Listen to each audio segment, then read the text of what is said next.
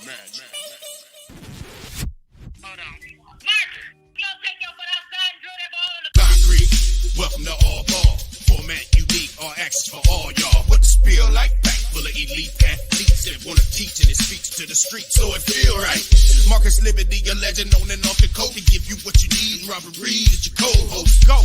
Yeah. Like and subscribe and follow like a crossover. Never know when might fall through this bitch tomorrow. So All Ball Chicago. All Ball Chicago. All Ball Chicago. All I know is All Ball Chicago. All Ball Chicago. All Ball Chicago.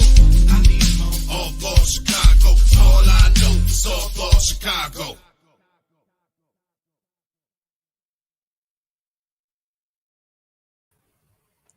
Welcome to another edition of All Ball Chicago. I'm your co-host, Robert Bobby Reed, and I got the legend, the NBA veteran, the McDonough All-American, your host, Marcus, living in a building. What's up, Marcus? What's up, my beautiful people? And we got a special guest joining us today, but I'm going to say that. I'm going to save it. I'm looking forward to that. What's up, big fella, man? What's going on, man? Oh, man, just another wonderful day. Glad to be here. Got to thank the Almighty One that we are here for another day, man. Absolutely. I can definitely vibe that, man. It's been a fun-filled weekend. What you had on your plate this past weekend, man? What was you into, man? Oh man, let me see. Working, man. I actually worked all weekend, bro. I did. Real estate had me so swamped this weekend. Did it? I was actually working. Oh. You know what I'm saying? Oh, okay. I was actually working, man. Hey, I was in my car for 8 hours straight Saturday. Wow. I said, oh my goodness, man. But that's all good, man. I'm grateful to have a job, Right. And that is my job. Even though I'm an independent contractor, I have to generate my own income. So I love it that way. That way I don't have to wait on nobody to bring it to me, right? No, you're hitting it right on the money, man. It's a lot of things that I think we can talk about today, and I know our guest will help us out with some of that too when she gets an opportunity to come on to join us. But it's a way of thinking now, man. People wanting to own their own things, and get things done. And I know when we get the guest on, we'll definitely talk about some of that. But yeah, you have to think it at a young age too, I think, man. You have to think about that at a young age to start working towards that, because so many times we have been taught to go get that education and then go have a career, and I think we need to start, changing.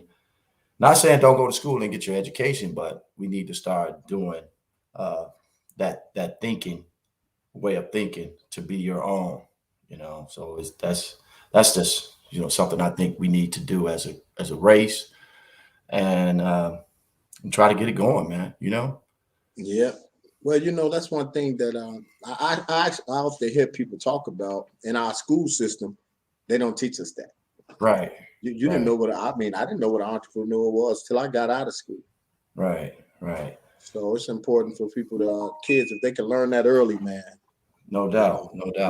Well, let's try to get our guests on, man. I think they're ready to come on. And let's do it. And hopefully we can help some of our listeners out there, man. All right, here we go. Hi. There she is. How are you guys today? Good. Thanks for having Finally, we got a lady in the building. You said finally. How are you guys on this wonderful Monday afternoon? We good. Hey, all ball was starting to feel like an all boys school. All boys school. It's like a poorhouse now. I went to Mendel. Okay. Right. But hey, so RJ White, I got to give you the intro. This is your first time on, so I got to give it to you. Okay. So today we got a special guest in the building right now. She got her own professional basketball team, the Vipers, out in Gurnee. She also owned a team in the UK. She's looking to become the first Black female owner of the NBA GLeague team. And she also a graduate of Harvard Business School. How many people you know graduated from Harvard? Give it up. Well, RJ White, baby. All right. RJ White, baby. What's up with it? What's up with it? What's going on? Nothing much. Okay, so that was one of the best intros. Okay, I gotta put that in my notoriety. Thank you so much. Consistent, man. I'm 100 and 0, Liv. They all say that. Yeah, they do. Hilarious. That's Rob. That's the hype man. I mean, he gonna get us. Man. He gonna get us right. I mean, Everybody need a hype man.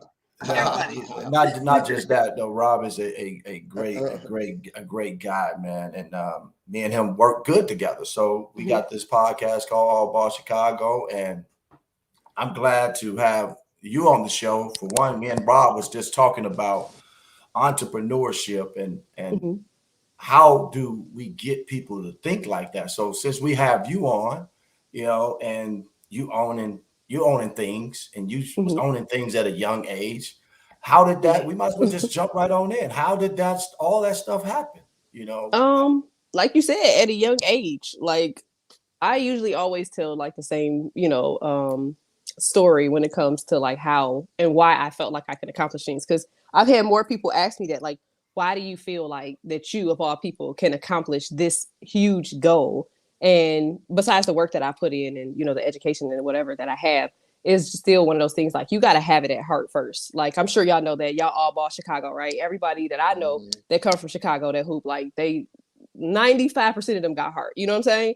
So with that being said, like it has to come from the heart. And it was just something that I wanted to do at a young age. I had made it up in my mind at a young age. Like, okay, you own an NBA team. Now the question is, how you gonna own it? Like, what you gonna do? How you gonna get there? And that's just kind of where I am right now. Like, just going through that building process. So it all started at a young age, 6 years old, my dad, talking to my dad, my mom, who's my lifeline and support system. She's like my personal therapist. Like, they all kind of seen it in me at a young age. And even when I would say like, forget this, they like, no, if anybody is going to get it done, it's going to be you. Like, fuck up, get back out there, shut up, quit complaining. Like, you'll be fine. Like, wow. Typical Black home. You be all right. Fall off. You be all right. Wow, that's interesting though. I mean, 6 years old. I mean, I know at 6 years old, I don't think I was even thinking about dribbling a basketball. At 6, but it is some kids out there. It is some parents that have kids that are like that. That's dribbling the basketball at 2 years old, and that wasn't me. But that's awesome that you had that in you, and to have. You came from a 2-parent home, right? Yeah. My dad and mom were together for quite some time. Right. Like our relationships over time, they did separate, but that made no bearing on, me and what I had to do with my life. It was like, okay, they just, at a young age, I swear, I don't know if I was just observant. I just was like, okay, it ain't work. Like most people be like, oh God, it's a divorce. My life is over. I'm like, they don't like each other. Like, all right, y'all gonna be happy. Like, so that's just kind of where I was at with that one. Well, but my point was, you saw them probably go to work every single day, working, making sure everything is taken care of, and then here's this little girl at 6 years old looking like, what, I don't want to go do that. Maybe I want to own some stuff where I can have my own schedule. And definitely. But I know parents, their job is to make sure everything is right for us, as children, as kids. But you at 6 years old was thinking totally different. So now you have kids, right? And now how are you? Are they thinking like you, or are they just saying, you know what, I'm gonna go do what I need to do? No, my kids are like literally like a splitting image of me. Like I try so many times to ask them, like, hey, like, how about a job? Like my kid is about to be 18, and she's like, no, like she's an entrepreneur. In fact, she is a pioneer. Like I have to give her that title, a pioneer in the cell phone industry, because she owns a cell phone case company, and she's punched close to, I want to say about 250K.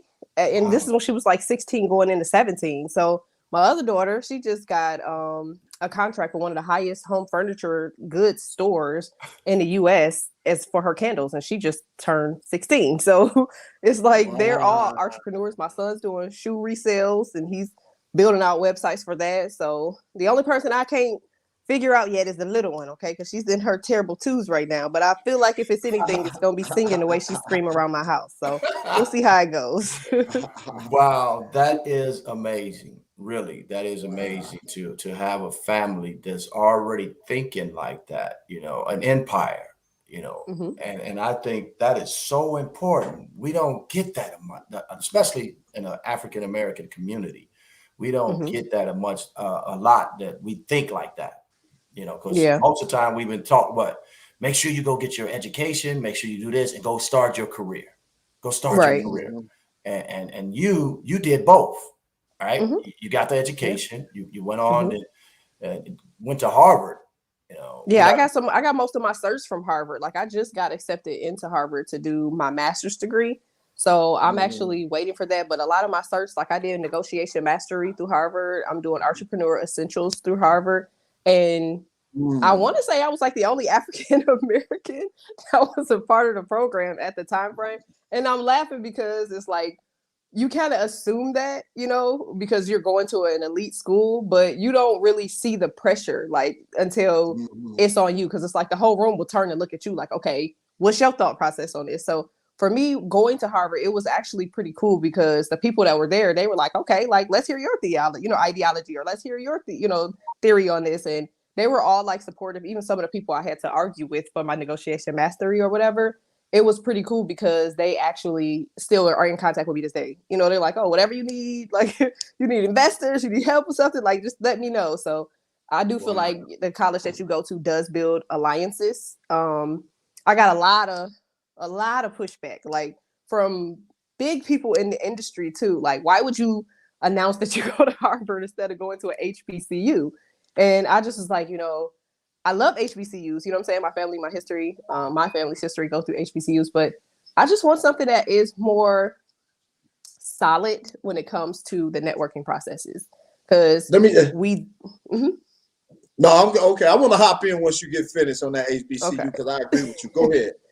So I think I know where you're going because it's like, I love HBCUs, but like when I was inquiring about schools, it was like, what? Like, what do you do the regular process? You know what I'm saying? But like when I went through Harvard, it was like, oh, heck yeah, come on. Like, oh, you do this, you own that. Like, we'd love to have you in our network. So I feel like that was just one of the things because like I had got like a lot of pushback for that. And I just like, what is happening here? Like, why are they all mad at me? But I did figure out later on while, having a conversation with a few people where they were like, okay, that was why. So I'll let you go ahead, Rob. Yeah, I want to hop in because I agree with you 100%. I wish I would have went to Harvard. I ended up graduating from Chicago State, and Lord knows I went to Jackson State first. I've been to the HBCU, and I love HBCUs. I love it. Experience amazing. But that degree though, compared to a Harvard degree, when you're going out here trying to get into this business world, man, it's real. Because a lot of these big time employers don't look at our degrees from these HBCU schools as valid. Yeah. Have you heard that? Yeah, that's like, no, that's true. Because like for myself, because I'm an employer, I have 242 employees. You know what I'm saying? It's like any degree for me is like, okay, if it's of the culture and it's like, okay, they have a degree, it's like, wow, kudos to you. Like I'm looking at your application first because you got the degree. You don't see it often, But if a Yale or a Princeton or a Harvard does come across my desk, it does make you wonder, like, okay, why are you applying for us? Like, you have this elite background, this elite education. You could really do anything. You can really work anywhere. I appreciate that you picked us. And yeah, we probably will pick you too as an employee. So I do know that having that on your resume does actually create a different level of notoriety opposed to, like I said, unfortunately, your traditional, colleges. Not to discredit them, though, because I do feel like they were the ones that created the foundation for us, as a culture to be able to even have education. So I respect that. I just feel like the lines of superiority has to change because you have the people that are in the highest position that are like, okay, you in, okay, you graduated, okay, bye. Like, it's like, nah, what happened to each one teach one? You know what I'm saying? Like what happened to mentoring, networking? Like you don't have a job, you graduate from college, which is what I was telling my children. Like, okay, you're going to college, but you're not going to obtain the debt that it takes to go to college. And I am your network. Do you see what I'm saying? It's like, because when you get out there is no network. No, despite what people say. They're like, oh, you got a degree, you'll be fine. No, if you don't network right, which is what my book is about coming up, it's like, if you don't network right, you ain't getting nothing. You're not going anywhere. It's just a matter of how it is. Yeah, and I also was reading up on you on some other stuff too, that I don't know if you still have that business or not, where you help people with their credit to make sure. Yeah, I'm actually relaunching it as a franchise. Okay. So like, it's not active right now. I'm still on the licenses and I'm still legally, own it, but it hasn't been active and up and running. But yeah, we're thinking about igniting it under, my enterprise to basically do it as a franchise. But yeah, I loved it. I loved it, but I didn't like it. I know that sounds crazy. I really wanted to do more of what I wanted to do, which was, sports, owning my team, being a part of the team, being a part of, what it is that I had to go for in life.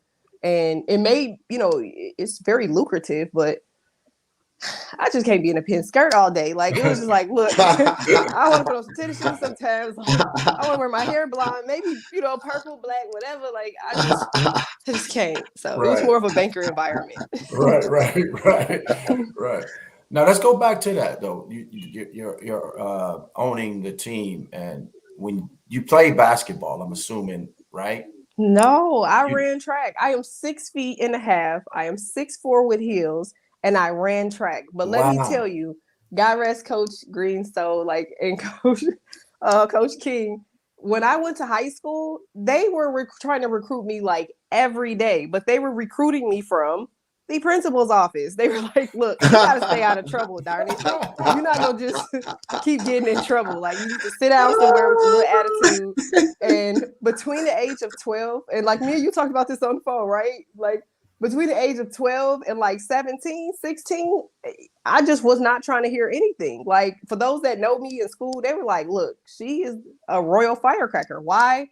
I can't explain. But now that I'm mentoring, girls, all across the world, I just got a mentorship in Jamaica.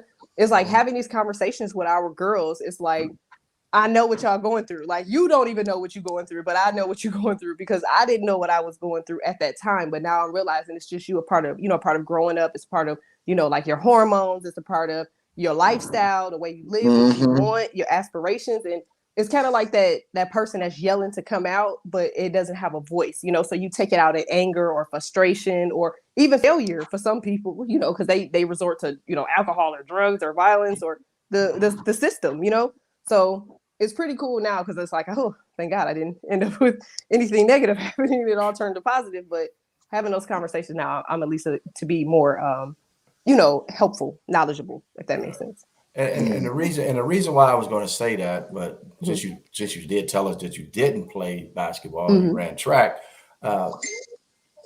Chicago Sky, they won the championship yesterday, right? I seen it, but it wasn't to me prime time. And if you was the owner of Chicago Sky, how would you fight for equal rights? It's the same as what the guys get. I mean, we know they're probably not going to make the big money like the guys make, but it can be fair. And I just, since we have you on, I think, and you own a team, what would be some of the things that you would try to accomplish if you was the owner of Chicago Sky? Let me first throw this out there that I'm a Libra, okay? So if anybody knows anything about astrology, Libras are the sign of justice, right? That's our sign. So I personally cannot sit and hear excuses. Do that make sense? It's right. I am literally left or right, up, down, yes, no, okay? So if I say we need equal pay, it's yes or no. Do you see what I'm saying? If there's no, now you have to tell me why. Okay. And I feel like everybody right now is dancing around the topic so much that they're not really forcing anybody to say why. It's just that simple. It's equal opportunity is not that hard to accomplish. So since you don't want to do it, tell me why. Right. So I feel like the women, the WNBA players, like they need to. Y'all don't want to pay me, just like if they went to a job, like they could have worked at McDonald's. If you go to McDonald's and you work there for 12 hours and you tell them, give me my check, and they don't pay you, what you gonna do? You quitting. You like, look, y'all not paying me. Bye. Like Right. it's gonna take a powerful movement for somebody to say, like, I'm not doing this. Like, why? Like, you have to explain to me why I'm not getting equal pay. Right. Do you see what I'm saying? Like, Right. and then Well, you have to tell me that to my face. But they're not generating the income. But why ain't they generating income? See, that's the thing. I don't know. I know they The want to. I know they lateral- want to. I the understand, lateral but the NBA has been around 50 years. I think it'll get there. But like you were saying earlier, Liv, they didn't do a good job of promoting that game yesterday because you missed it. I missed it. A few of my boys missed it. It was on at 2 o'clock. Yeah. We thinking 7, 8 o'clock. Right. Prime time. Yeah, so So they got to do a better job. Do y'all feel like this is by accident though? Like you talking about players getting max contracts of over $200 million and more. So you accidentally forgot to promote that? Like you don't have the money to promote this? Is that what you're telling me?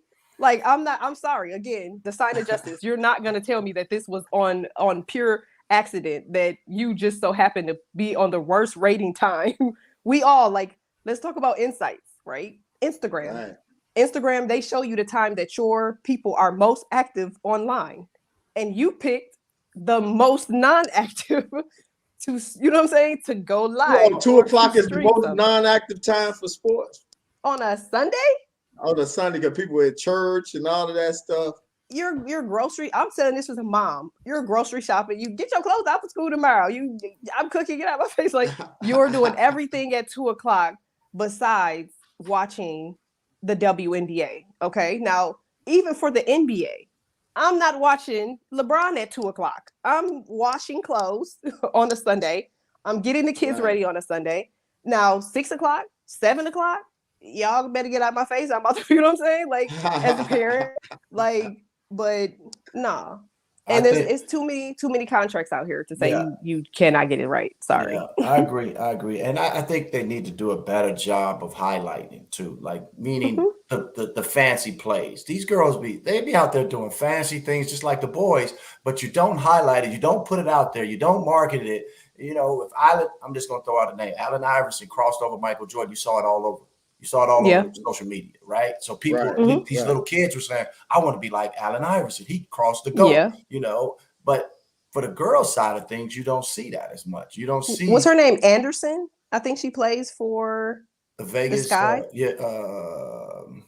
Cool. Whoever took the shot before Candace, or right after Candace Parker, I forget her name, but her whole play should have been a highlight. Like she was the reason that they went from, I want to say 74 to 78 or 74 to 76. I can't remember the actual score, but nobody gave her thanks. And this is just me being an honest person. Okay. I love Candace Parker. Candace Parker is an amazing player. Like her grit is phenomenal. Okay. But there are other moving parts to that team. Do you see what I'm saying? Right. And one of the moving parts was the play that was made after Candace Parker, in which won them the championship. And you haven't heard anything about this young lady. You haven't seen her anywhere. And that's why, again, I've been approached by the WNBA, but I don't think they would be ready for me to be sitting at the table. I'm just being honest. I got some hard questions. They do need you. They do. Yeah, I'm hearing that often. Yeah, I'm hearing that very often. So let's go ahead and start talking about the Vipers, right? Okay. The ABA. I know a little bit about the ABA from back in the day, right? Yeah. When they made that big movement, they had the George Gervins of the world, the Artis Gilmores, and then the NBA came in and stepped in and said, come over here. But the ABA was more their style, Yeah. And the NBA said, you know what, we need that style over here. So they crossed over to do that. Now the ABA had died down, and then it came back again, resurfaced again, and we know the ABA now is not the same as it was before. So tell some of our listeners what the ABA is all about now.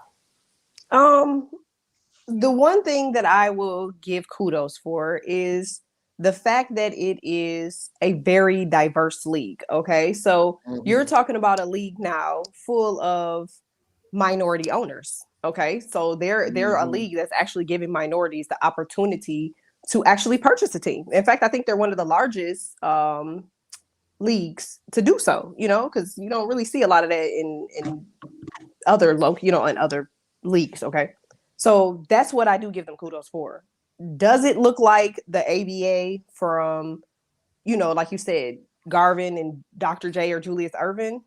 No, because most of these people aren't in stadiums. You know what I'm saying? Like some of them are playing out of high schools. Like even for us, like we're in a campus, but our location is a high school, but it seats 3,700 people. You know what I'm saying? So, Okay. but it's all about presentation. Like you have a lot of great teams in the ABA, and then you have your offsets sometime, right? Where it's like, how did you get this team? Like, what did you do? Like, no, like you just hold out this season and come back stronger next year. But that's just any league. You know what I'm saying? You have those I hate to say it, New York Knicks. You know what I'm saying? Like you have those teams that just need a little bit more work than others, like the Nets. Like just stuff like that. So it's a good league for myself because it's a stepping stone and it's a way for me to create my path of where I'm going. That's as far as I can go with that part. Okay. And for the players, like, so just say I have a player, I'm an agent. He's not getting that look in the NBA, but I need him to be playing somewhere so he can get those looks. Is the ABA for him to help him get to that next level? So when you look at the ABA, now you got to go into diversified teams, okay? Because you have some really good teams in the ABA, but you have to pick a team in which has those networks and alliances. Like, again, I can speak for myself, so I'm going to speak for the Vipers. The Vipers is accountable for 57 people being paid and going overseas, okay? The Vipers has connections between the NBA, G League, NBA, and I don't even really, have much to do with the female side, but we still have accolades, for professional overseas ball for females. So, but that's my team. Do you see what I'm saying? Speaking only for myself, we make sure that we have the ability to get our players placed. Are there teams that have phenomenal players and they've never gone anywhere? Yeah.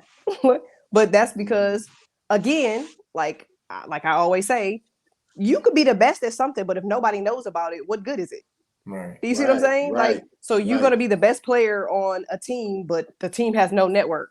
Right. What good is that? Like, okay, you win every game. Kudos. Congratulations. You got the dub. But where are you going? You've been doing the same thing for 5-6 years and you haven't made it anywhere yet. Like, and sometimes it's a lot of reasons to that, but for the most part, like we talked about HBCUs and Harvard, network, no network. Right. It's 100% networking. It's 100% networking and relationships. Yeah. So that's what's up. Yeah. So you are that type of owner. Not just in it to fill your pockets, to get your pockets fat or what have you, but I'm in it to help our players become someone to go play on somewhere and make some money to be able to support their families. And there's a lot of people that don't think like that. I didn't have ABA owners. I played for an ABA team before, and I've heard conversations before of, man, I need to get people in these stands and I need to get my pockets fat. I don't care about what they do, these players. I just need. I don't know why they would have that theory, because if pockets fat is the reason that you joined the ABA, you going backwards at this. I'm telling you that right now. I've been an owner for 6 years, and I'm just now actually seeing the residual effects of owning my team. Right. And I think a lot of people. I'm just gonna say basketball players. I think a lot of basketball players, especially when it comes to those. Semi-pro, pro teams, pro leagues, and thinking about, I'm gonna get rich. I'm gonna get rich playing in the ABA. They're gonna pay me every week, and I'm gonna get this amount of money and this and that. And that's not the case. That is that's a stepping stone, like you said. Like if you want to go somewhere, you're gonna have to make some sacrifices. And do you take care of your players, meaning their housing and all that, or is that something they have to take care of on their own? No, that's something that we take care of. Like we have a player that's coming in from Hawaii. We got 3 of the Jamaican national team players, and we have 2 of the Bahamas national team players. So we'll be actually bringing them into, Illinois to play for us. This is my first time ever doing like the housing effect, just to be honest, because I usually have more local guys, so I didn't really need it. But now that we have it, yeah, it is something. We also are offering our guys Bitcoin. Like most people are dealing with cryptocurrency right now or trying to figure out cryptocurrency. We like, all right, forget it. We'll give you a bonus in cryptocurrency. Like now you got some money to play with to figure out what cryptocurrency is about. But again, you can't be innovative in your career if you don't have an innovative leader. Like, how do you want to be the next, Mark Cuban, but you aren't being led by a Mark Cuban, or you're not being mentored by a Mark Cuban. You're being mentored by I don't know. The best person I could say is like Matilda. Remember her daddy, how he was doing the little poor car salesman stuff? Like, if you got that as a leader, it's not gonna work. So some people just gotta know who's leading them, basically. Wow. So you're doing a lot. You're not just owning a team. You actually, sharing some knowledge with some of these young guys and fellows that's trying to make a career, for themselves, not just on the basketball side, but on the business side of things too. So that's awesome. That's nice. So now, not only are you doing that, but you're doing something across the water. You're going overseas. You're going in the UK and purchasing teams over there. Now, how did that come about? Well, I've been going to London, England for the last 4 or 5 years now. So our first time going there, like I loved it. Like the type of love and support that we get there is mind blowing. Like, to not speak on every topic that is happening right now amongst our nation, right? You can literally go over into the United Kingdom and have surprisingly a peace of mind. You know what I mean? Like we were running around, walking around. We out 1, 2, whatever a.m. If I just want to run to the store, if I want to go get something to drink, whatever, And it was such a comfortable environment. It's like, why do you not have the ability to be and build here? Do that make sense? Like if it's given to you, if it's granted to you, this is another opportunity again for me to bring boys from Chicago to the UK and say, this is where you could take a deep breath of air. You know what I'm saying? Like this is where you can be who you really want to be. This is where you could do what you want to do. Be who, it's just, I loved it. And going over there, I seen the level of competition because I'm not one to just, go somewhere and it's like, okay, it's easy. Let's do it. Like, but to see the level of competition over there, you got these guys that are in the BBL. You got some of these guys that are in the Champions League, which is the highest league that I like. I feel like it's notable. It's competitive pay, competitive play, and I just loved it. So I said, you know what? I got to start somewhere. So, I put in a request to purchase a team there, which I'm under NDA right now. So I can't say exactly the league that I'm under, but I will be the first African-American female once it's announced to own a division team. To own a division team in the UK. Wow. Bob has sons. Let's go. Let's go. Send them. I want to ask you to America. Quick though. I want to ask you something though. You're dealing with all men. How do you keep them in check? Right. Again, like I told y'all, from like 12 to 17, I had a phase where it's just like, don't play with me. You know what I'm saying? So my parents are Southern, right? My dad has Kentucky, Tennessee background. My mom is, New Orleans, Mississippi background. So it was just like, I'm Southern, we're going to speak our mind, like, or raised Southern. We're going to speak our mind, like, raised in the Midwest. So, I never really been a scary individual. So you cross me, you gonna know. That's just wow. Yeah, that's a good question too, Bob. That you got a lot of knuckleheads out here. I'm telling you, man. That won't take no for an answer. Like no, I'm not. I'm not. I know. I get this all. My dad be telling me all the time. Like, you always overseas somewhere. You all the way in Asia by yourself. You all the way. Like, he like, what are you like? You don't want. You don't. I think you need security. He always tells me that, and I'm like, okay. Like, again, it's all about networking. You know what I mean? Like, networking don't always have to be from Yale to Princeton. It could be from Kingston to Montego Bay. You know what I'm saying? Like, I'm in the city. Pull up if I need you. Like I'm not trying to be funny, but this is just genuinely how I feel about situations and how I am. And I feel like people don't know that about my personality. Some do, others don't, where it's just not a concern for me, you know? Did Like, I miss what high school did you go to? so I went to Pontiac Northern High School, located in Okay. Pontiac, Michigan. Yep. Okay. Yeah. Okay. Pontiac, Michigan. Wow. Yeah, Yeah. you tough. I like that. I like that, Liv. You think I might be able to go play? You think I'm 53? I still got a So crossover left, Liv. you might. You actually might. Like, I look Man. forward to it. If you want to try out, like, if you want to be the 13th man, you let me know. Wow, wow, she said 13th man, dude. Hey, no, I want to come commentate one game. Let me come commentate. I want to commentate one game. You ain't even got to pay me, man. I'll do anything got just to come support, man, because I admire what you're doing, being an African-American young lady around all this Thanks. testosterone and keeping these dudes in check and all of that. And then you aspiring to be it with the GLeague. You know, what put that on your heart with the GLeague, though? Because I know Liv has said, you talking about getting with the GLeague.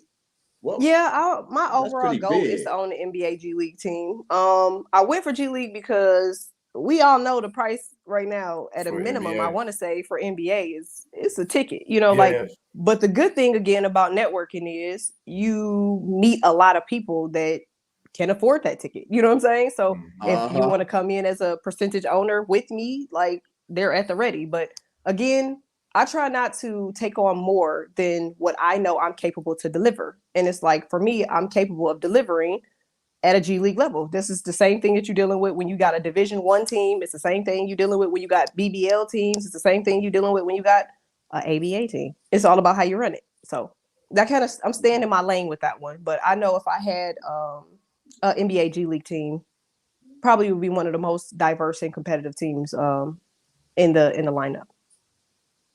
You see that, Bob? Yeah.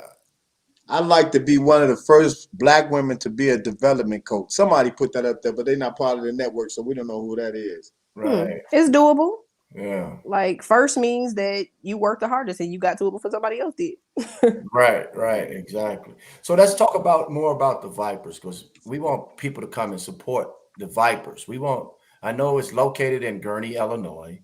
Mm-hmm. How could people like get in contact? Is it a website that they can go to so they can find out when the games, the schedules, and being played?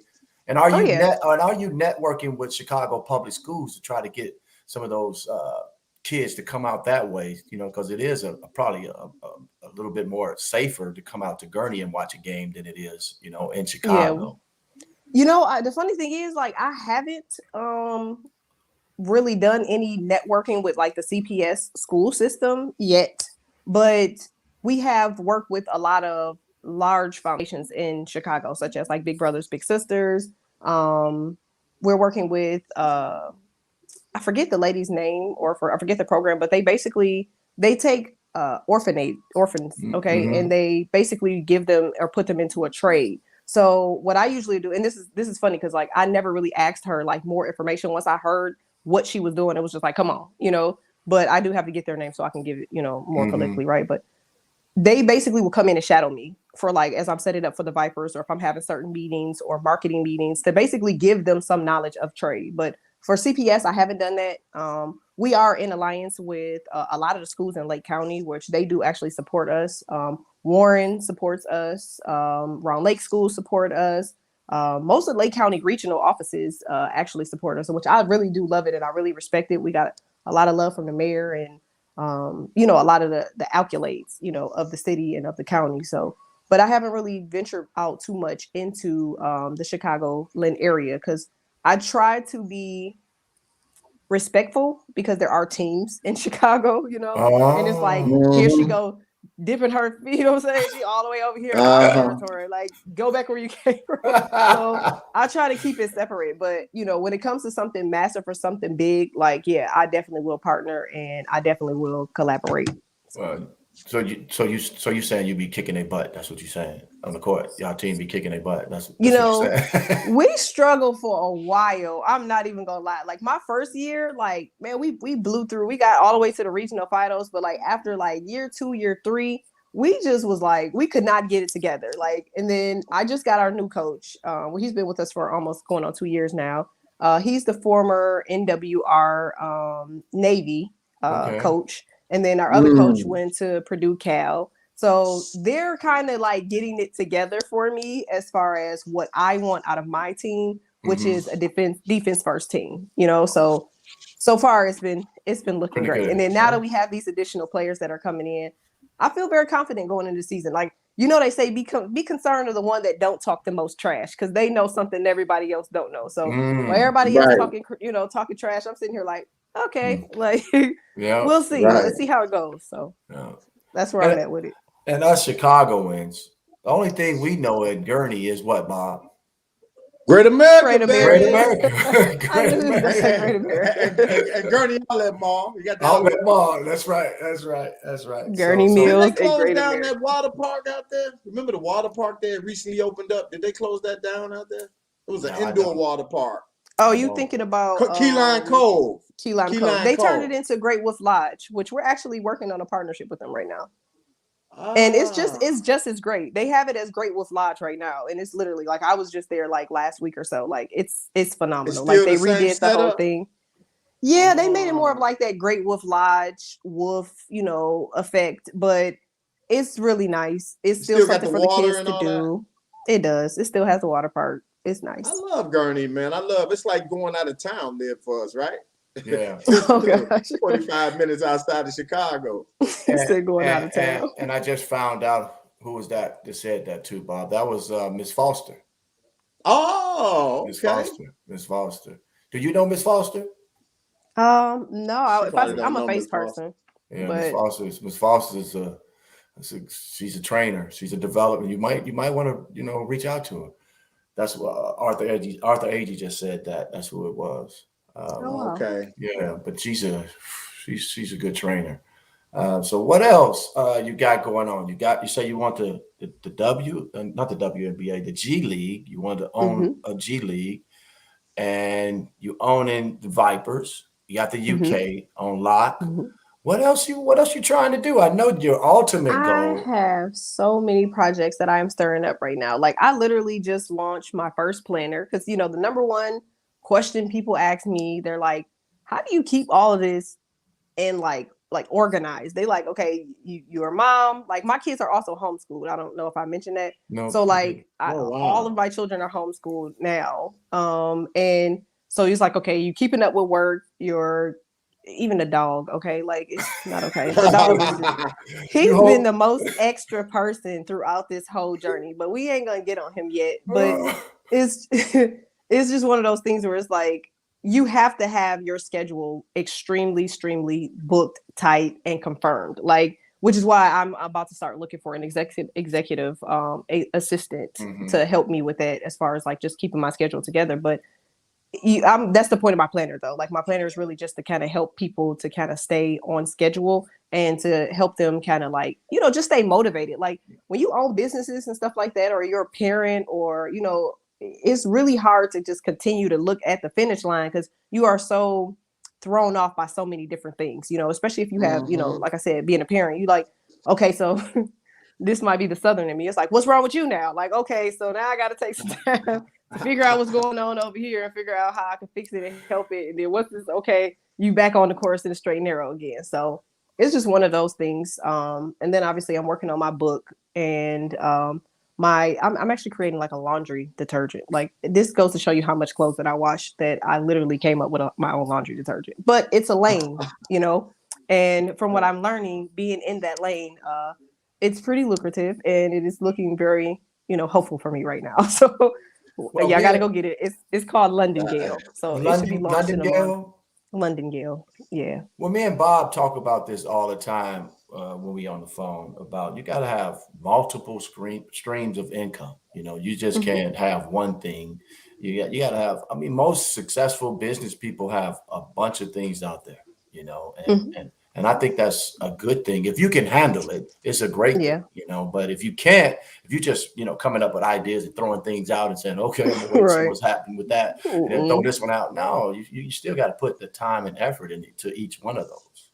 True. I always go back to Diddy when he was like, you know how many Jordans black kids wear? Like, if y'all ever remember him when he said that line, like, Yeah. you gotta have a hustle per child. That's just how I Yeah. see it. Like, You as really who do. I am as a person. Like, you can't just look at one stream of income and be like, okay, this gonna help us, get to wherever. Like, people not trying to help because they need help themselves. So it's only up to you now to create that path. And I'm really big when it comes to like debt, obviously, because I had my own credit company at one point. I don't want my kids going into the fiasco of student loan debt and I'm stuck with a car note, I'm stuck with insurance, I'm stuck with all of these, obligations that seclude me from being able to live the life I want to live or be stressed out, because that's kind of where a lot of our health issues come from, right? Bills, stress, all that. So I'm just trying to basically break those generational barriers with them, where it's like, you don't have to do everything. Like, even for my daughter, she's about to turn 18. I'm like, you're not moving out until you got X amount of money in the bank.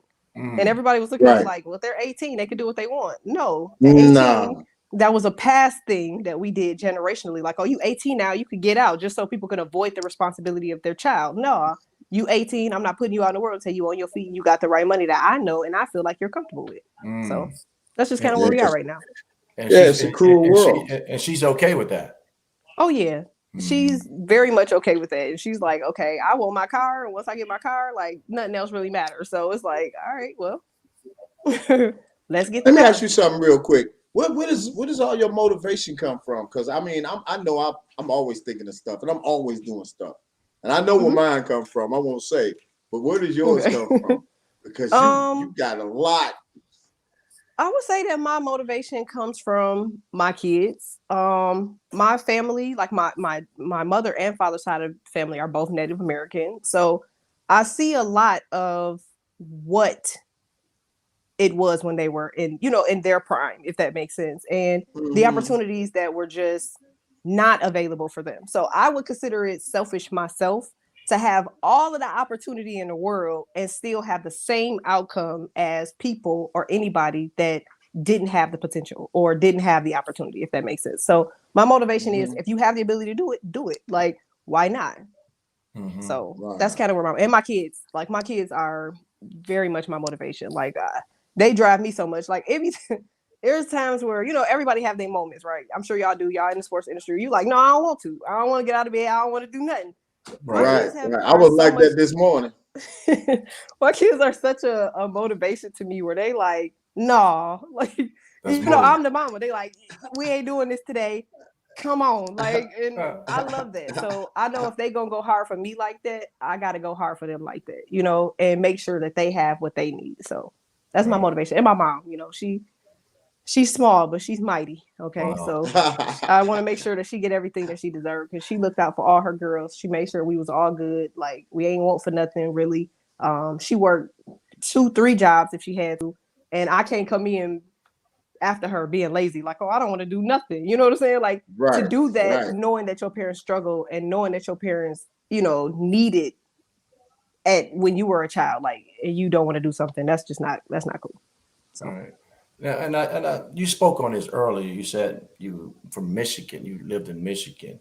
What made you move to Illinois?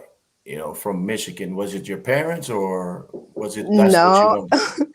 The funniest thing is, I'm sorry, I'm getting calls at the same time. But the thing with that was, I had a job offer, and I moved all the way out here for the job offer. And as soon as I got the job offer, they were like, "Oh, we gave it to our cousin." What? Yep. And again, Native Americans, right? Like, you have to believe in the divine. You know what I'm saying? You have to believe that there is purpose, because before I agreed to any of this, the number one thing that was on my mind was getting my team up and running and making sure that it was a success. And I was like, okay, whatever it is that I need to do, I'm just going to do it. The first opportunity I get, I'm going to take it. And the job came up, and once I moved here, like, I wasn't probably in my house. Now, mind you, at the time frame, I came in with a house, and I'll just throw numbers out there just to be honest. Like, I came in with a house with $2,800 a month due. And I had, at that time, 3 of my kids. And I'm sitting here like, now what? You know what I'm saying? Like, even though, I was conditioned to have money in the bank and to save. It's like, what you gonna do now? Like, so when I got here, and I always tell people this story, like I was just driving around. I want to say it was a place called Volo, if I stand corrected, and I ended up getting a job in Lake Zurich, and I'm like, driving through to get to my employer at the time frame, and I got lost in Volo, and like my phone died in this process. Like this is probably the second time I've ever told this story, and I'm like, what is happening? Like, because like my phone didn't show any signs of like the battery being low, none of that. Like it just went kaput, like just drowned out. So I remember sitting at a light, and there was like a light pole or whatever you want to call it. And I look over. This is my first time also ever seeing a vulture, okay, in my life. And he was swinging on a light pole, and like I done seen enough scary movies to know that you just don't do stuff like this. But I rolled my window down, right? And I looked at it, and I said, what is that? Like, and it looked over at me, and it yelled. I swear to y'all, like I pulled off so quick, went to the gas station, and they were like, oh, a couple streets over is Libertyville. And they were like, if you go to Libertyville, they'll be able to give you instruction on how to get back to where you live, right? So I go to Libertyville, and I'm talking to like all of these people. I'm like, okay, so this is where I stay, how I get there. And they're like, oh, you got to take N59, you do this, and that. So I'm like, okay, writing stuff down. And like, I'm like, dang, it's actually pretty nice here. Like, this is how I originally became the Libertyville Vipers. Like, I'm not gonna act like it's a phenomenal story. Like, I really got lost. Like, my phone really died, and I really landed in Libertyville. And when I was in the gas station, I remember I was having a conversation. They were like, what do you plan to do while you're here? And I'm like, well, I got this job, and I'm trying to start my team. And they were like, oh, well, they got a Libertyville sports complex. And they were like, if you, if you're trying to start your team, you should go up there and you should, have conversations with them. And that's how the Libertyville Vipers was born. It started with me having conversations at the Libertyville Sports Complex. We called ourselves the Libertyville Vipers, and we didn't really have any support from Libertyville at the time frame. And I believe in this because of where I come from. You don't just go claiming hoods. You know what I'm saying? So like, I know they felt some type of way about me naming my team the Libertyville Vipers, and I didn't go to their local municipalities. I didn't talk to anybody. You know what I'm saying? And that was like the beginning for me though, to understand like it's levels to this. Like you can't just go in here doing stuff. And I didn't know that, because like I know of sports, I know about the sports culture, I know about what it takes to build a business. Obviously, I've ran a successful business, but it was really mind-boggling to me that, those people that I met were very, very helpful. Like they were extremely helpful. And it was like, all right, we to sports now. Like, all right, y'all did that with the job, whatever. Like, we'll figure it out. So that's how I ended up in Illinois. Arthur Agee, ask her, is her team going to play 2 Chicago ABA teams, the Illinois Bulldogs and Chicago Fury? You know what's funny is they are actually in my conference. And I want to say I reached out to, I'm not going to say I want to say I did. I reached out to Chicago Fury, and they specified that I think the games that I had available versus the games they had available, our schedules didn't match. The Illinois Bulldogs, I want to say are on our schedule, or that might be the Chicago Knights. But we are playing the Chicago team. How many teams in Chicago? It's a lot. It's a lot. Because the franchising is what, 10 grand, 20 grand? It's 10 for ABA team. Yeah, and they have it where I don't like saturated markets. That's just me. You know what I'm saying? Like anything that I do, I need to be competitive in my market. If you're gonna drop this much in one area, now we're all fighting for resources. You know what I'm saying? That's kind of how it was back in the day. Like kill or be killed. You know what I'm saying? So it's really crazy that you would drop this many entities in one, because how do you ever create a face or a name or a legacy, like behind that? So that was another reason why I was kind of glad to be in Lake County, which, so unfortunately it's not saturated. I have to speak on this then. I have to. Seeing, I didn't know that, that it was that many teams. It seems like, and this is me talking, not you, right? So I don't want anybody to get any, trouble or anything. You sure you're not a ventriloquist? I'm just saying. I'm saying this to say, but it seems like whoever, I don't know who's running the ABA, they're just out for the money. To get that many teams in one location, dude. I'm not. If I'm trying to help the organization becomes successful, I'm going to put maybe one team in Chicago, maybe two, one on the south side and one on the west side. And then, you got the suburbs. I say she has the suburbs on lock. So you handle the suburbs and let the two Chicago teams, market and do their thing. But if you got 7, 8 teams, I don't know how many they have.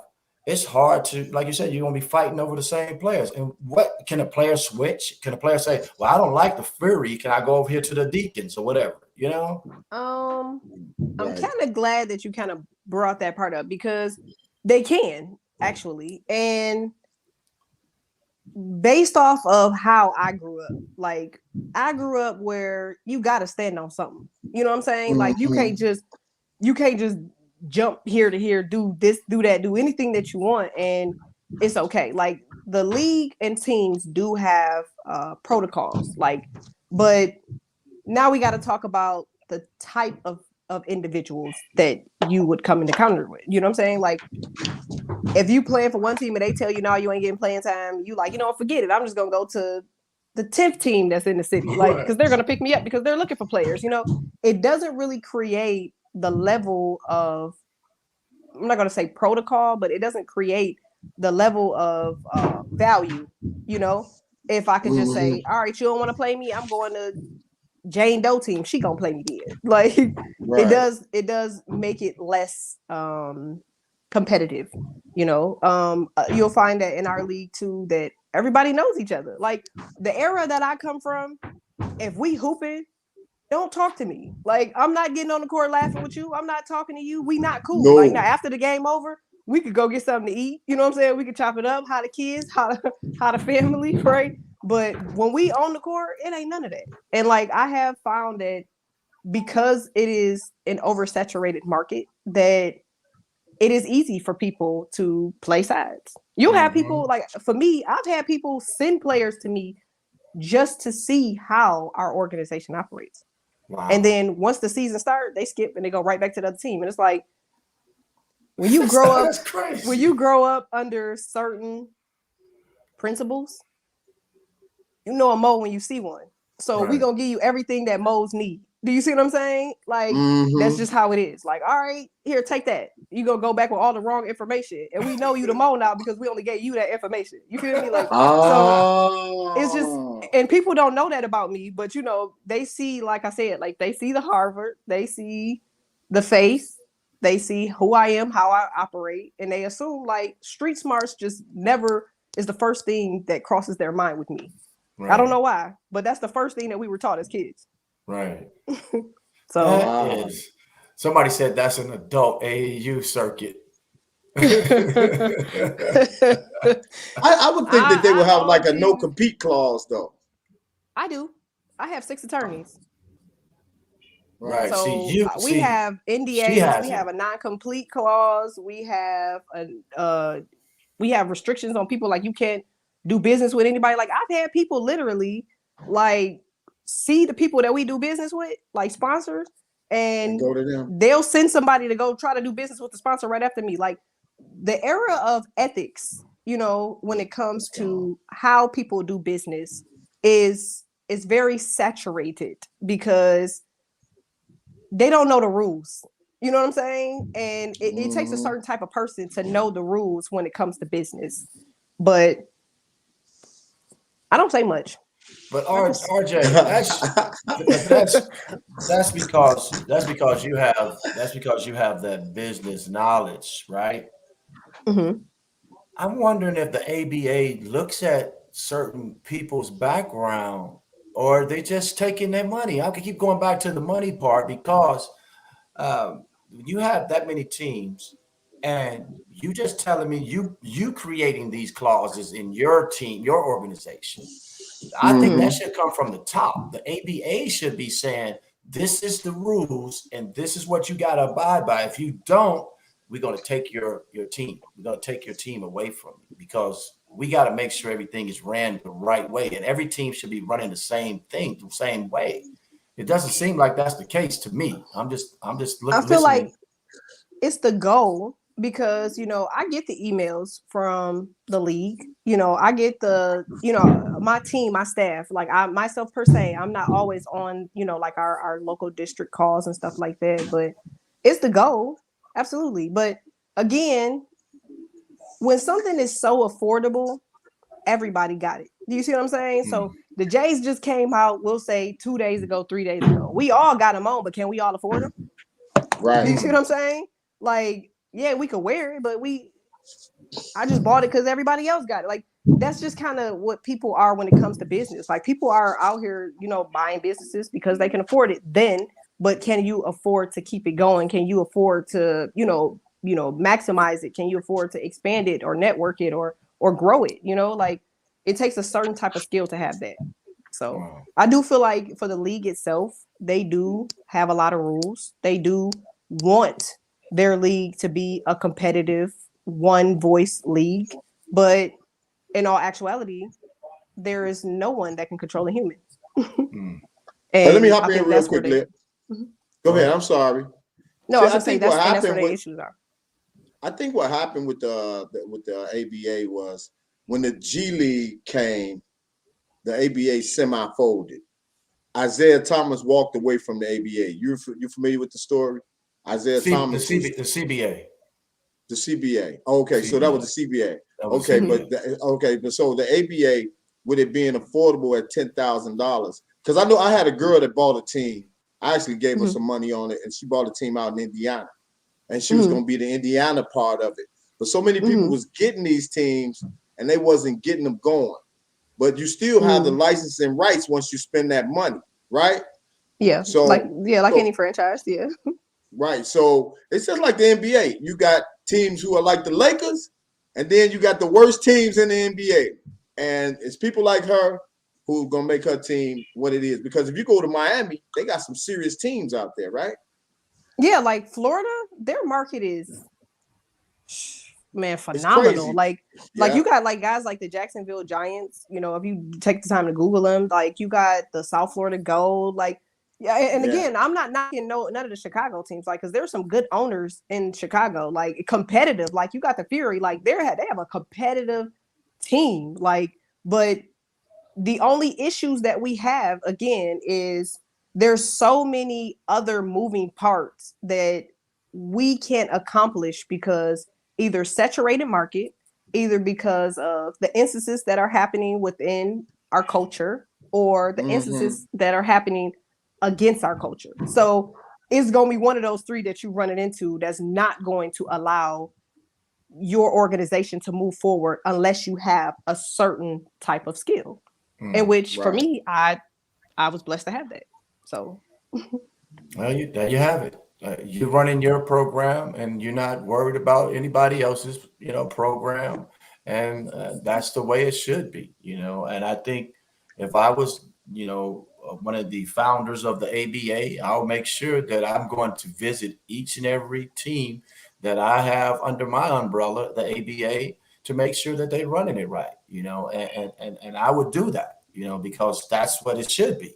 Giving everybody an opportunity to make some money off of this, because I know you are in it to make some money. You're not just doing it to be doing it, and we got to make sure everybody's eating. And I don't think that's happening. Because I knew a guy who owned an ABA team too, and I actually played for him. And I said, you can use my likeness, but you're gonna have to break bread with me. Right. So that was the partnership that we had. And then there was some other players are saying, man, we're not even getting paid. So it's damn if you do and damn if you don't. So you got to be very careful. If you don't pay your players, right, you at least got to bring something else to the table. You know what I'm saying? Like, Right. Okay, so and honesty is the number one policy. Like I was just talking to another team not too long ago where he's honest. He's like, look, I ain't got the money to pay y'all, but I can guarantee to get you looks overseas. I can guarantee to get you, in front of the right people. And like where I come from, I respect honesty. You know what I'm saying? Like, don't come to me flogging. Don't come to me telling me all the stuff you could do and all this. Like, I've been in a room with with billionaires. Do you see what I'm saying? And everything of what they exhibited was nothing of what I see the Flodgers doing. Do that make sense? So when I come in the room, I know what y'all look like. Do you see what I'm saying? So it's like, it ain't no point of doing that with me. I know what it is. Like, and I think that's what people have to understand. So for those people that are starting businesses, or they're, you know, creating their own business, or they even might want to have their own maybe team or something one day, like, just be you. Like, you doing everything else because you think that's how it's supposed to look is the opposite. Because people that know, like, we see, we don't want to be involved. Like, and that's probably a lot of reasons of why a lot of people can't make it. Like, because they're doing the most. I'm going to ask you one last question, because I know Liv will probably want to get this up on IG, and I know I can talk to you for an hour.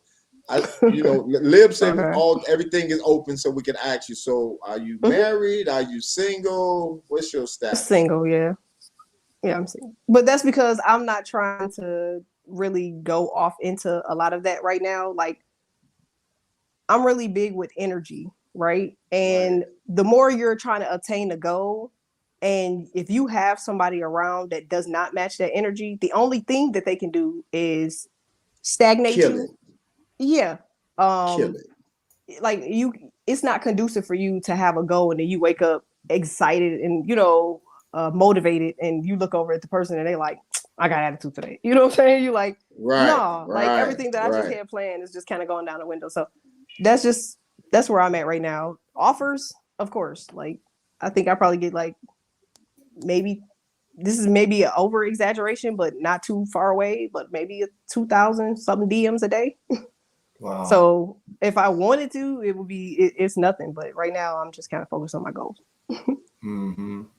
Yeah, that's good stuff, man. Because I totally understand it, man. Because relationships, man, it becomes a part of your everyday life, and and people who like work like a normal 9 to 5 every day, and they don't have other interests, they see that as the most important thing.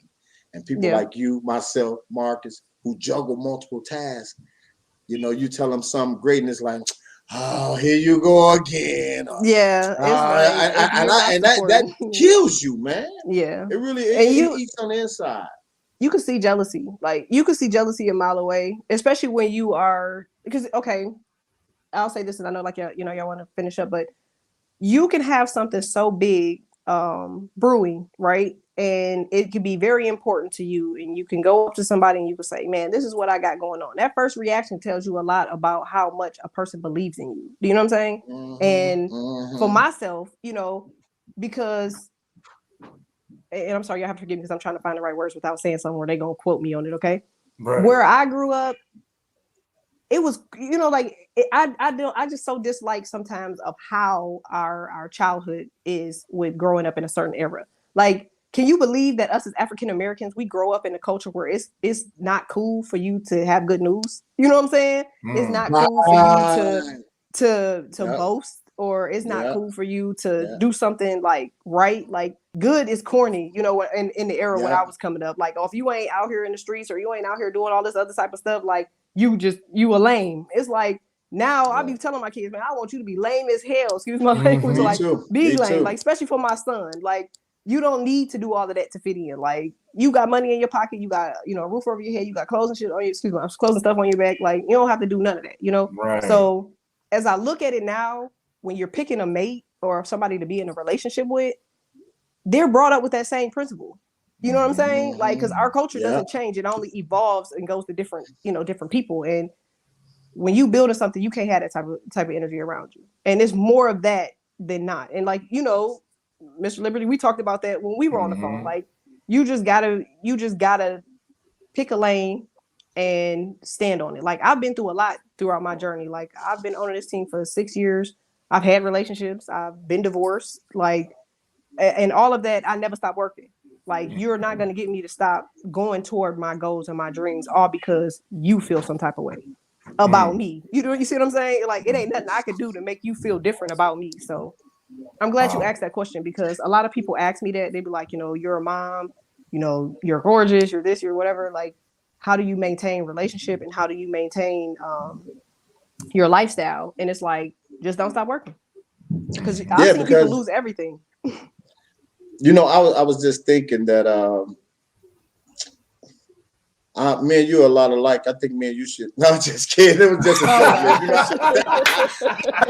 I just wanted to crack a joke right quick. I just wanted to crack a joke right quick.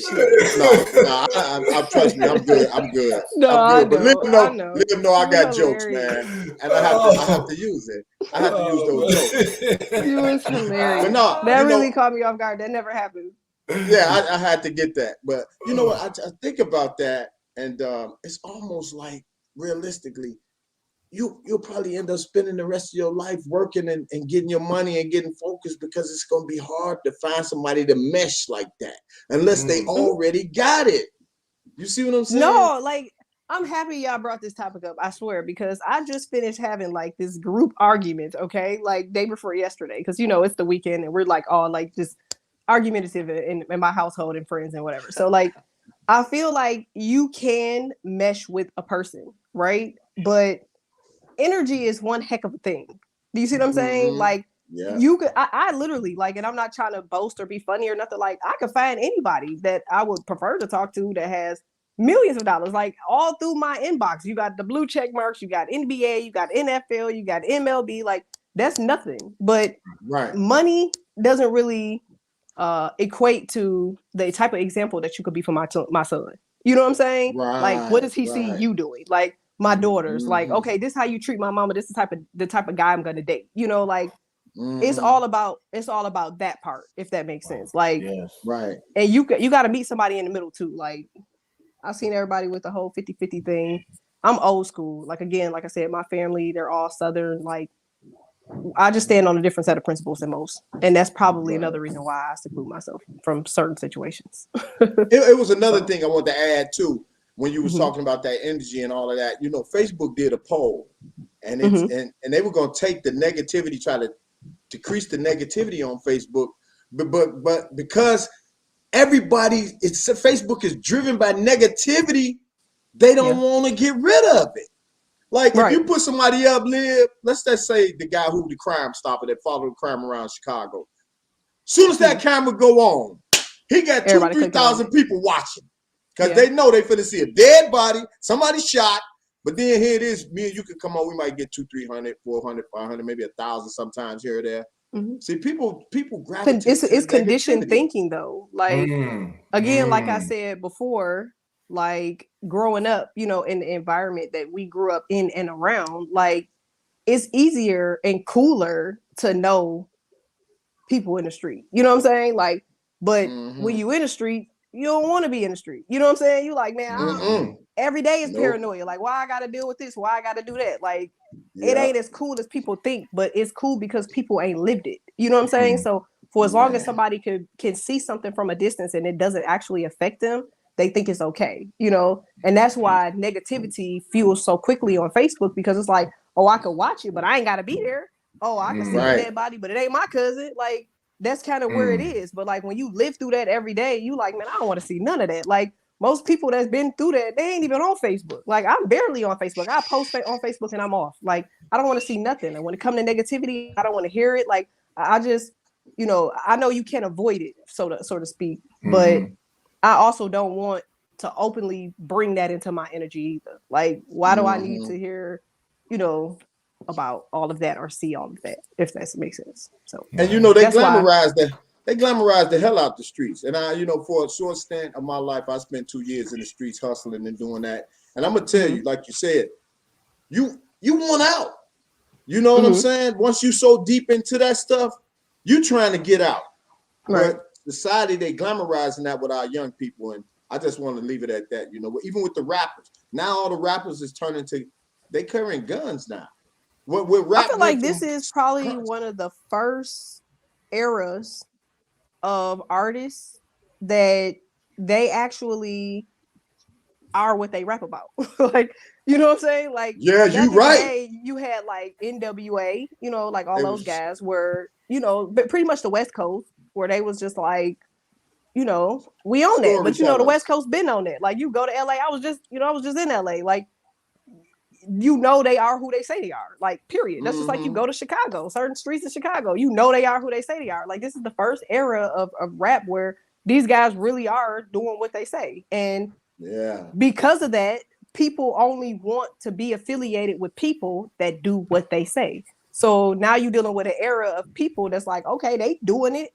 They really living by it. I'm going to do it too. And like I be telling, my kids friends, I got like guy kids and all that. Like, yeah, like it's a consequence for everything you do in life and every action in life. You know what I'm saying? Like they doing it, but they got a whole new layer of protection. You know what I'm saying? They doing it, but they got a whole different stream of income. Like money can protect you to a degree. It'll protect you more than if you decide to follow in their footsteps and you ain't got the same money that they got, where you end up versus where they end up. Like, so it's just one of those type of things where we got to know or educate, that right from wrong. And a lot of people gave me ridicule for the Vipers because it was like, why are you making your players do 1,000 hours of community service? And I'm like, realistically speaking, we don't give back. Like, what do we do? Like, if we're not forced, like, okay, you get in trouble, you do community service. You're required to do community service. You know what I'm saying? And that's if you get in trouble. But what is enticing us as people, like, to give back? Like, nothing. There's no incentive. There's no requirement. So like I told the guys, you a man. You gotta be a product to your environment. You can't be a man and you out here destroying everything that you touch, everybody that you come across, every relationship that you in. Everybody got a negative taste or a negative connotation about you. Like, give back. Like, that's the only way that I see. Again, this could be because of my background, that a man can flourish is from what he soils or what he grows. If everything you touch, you destroy, you might want to go back to the drawing table. You know what I'm saying? You can't expect to have a healthy career and you ain't never gave nothing. Like, how? Like, I'm just going to jump on and become, the next top NBA phenomenon, but I ain't done nothing but take my whole life? How? That's not even how energy works. That's not how life works. So that was another, reason why. And they love it. Like, I done seen some dudes that came from the hood that came to my team and was like, man, like, I gave away a turkey today. Like, you know what I'm saying? And they loved it. Like, and they enjoyed it. So I think it's just one of those type of things where it's like, sometimes we got to step out of our norm and do something different. So that's kind of sometimes to see something different, then they get it. They need to see different to be able to do different. And a lot of these kids are stuck in these hoods and stuff like that. So good stuff, man. Good stuff. Yeah, no doubt. And that's because the way you were raised, right? And you still said, you know what, I'm gonna run my business the kind of the same kind of way. You giving back. Your parents always said, if you do something wrong, you got to get punished for it. If you do something right, you want to get good come back to you. So that's what life to me is all about. Yeah, that's what life is all about, man. And I've been like that, and I'm pretty sure Bob and you yourself is like that, and I'm gonna continue to do that, and we're gonna try to make this world a better place for real. If not, then I'm definitely gonna try to get a GLeague team. Like, that's the overall goal. Like, I had learned that at a young age, man. Like, you get what you give. Like, it's just that simple. And I think you're going to get it. I really do. I mean, you're driven, and I think you are going to get that GLeague. Just don't forget about us. Of course not. Like, how could I? Like, you guys are amazing. I really appreciate y'all for having me. The season for the Vipers also starts on November the 13th. So if you guys want to drop by, y'all have tickets for me. Like, if you want to do the 13th man, okay? Because if you feel like you still got it, you can. I got two hard minutes, boy. I can go for 2 hard minutes, boy. That's all right. Before you get out of here, I'm cold in the crib line. I'm cold. I put it around my back under my leg, but check it out. I got this social distance device. This is the world's first social distance device. It's for coaches who, coaches, they've been practicing their games. They get tired of yelling and raising their voice. You can get my social distance device. Now, your coach can amplify his voice 500 square feet and be heard. So check it out on the website, www.coachingdevices.com. The world's first social distance device by your boy, Robert Bobby Reed. Check that out, man. Bob, you know what you sound like. You sound like a police when you were speaking. Yeah, man. I got my police jacket on. Pull up. No, you said pull over. Okay. But RJ, we really enjoy having you on the show today. And for more information, go to your website. Is that viperprobasketball.com? Vipers with an S, Okay. vipersprobasketball.com. There you go. Make sure you go support her and her team. Go out there and enjoy a night out, because everybody can't afford to go to a Chicago Bulls game.